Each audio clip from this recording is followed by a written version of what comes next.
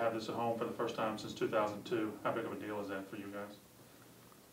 For me, I think it's pretty good because we get most of the fans to come out and watch us jump and run. uh, most of our fans never just really got us to compete like at this level, see us compete at this level. So I think it'll be pretty good. Well, for me, I have mixed feelings about it because, as Coach Kelly said, you know, the positives are obviously you train at this track every single day. You kind of know the ins and the outs, where the wind's going to be and whatnot. And also the negatives, you know, to me, it adds more pressure because you see the people, some of the people that show up are people that you see on campus every single day.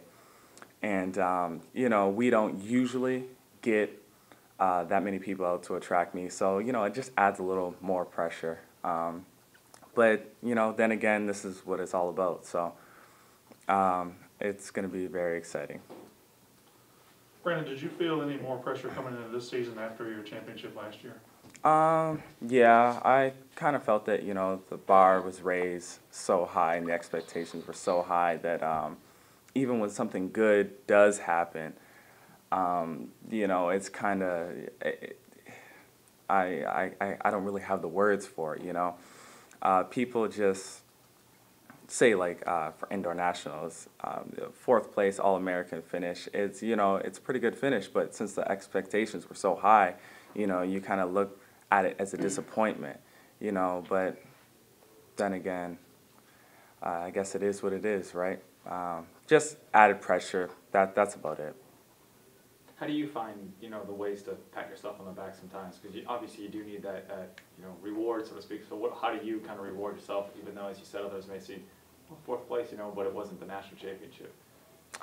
You know, I just look back and I just reflect on, you know, where I started from, you know. 4 or 5 years ago, you know, some of the times that I'm running right now, you know, I would have never even thought that I could run, you know, or compete at certain levels like the SEC and the NCAA. You know, so I just reflect on how far I've came, and you know that helps me get through some of the hard and rocky times.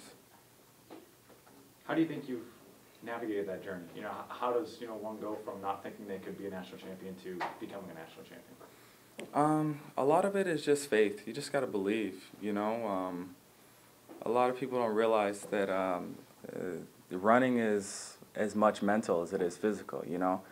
And that starts with believing.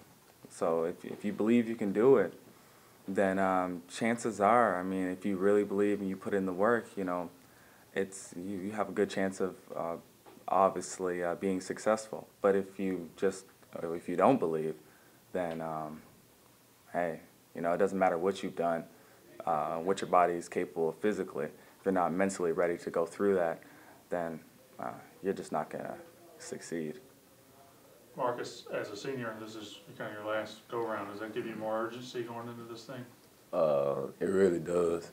I mean, it's been 3 years, 4 years that I've been looking to win the SEC title, win a national title.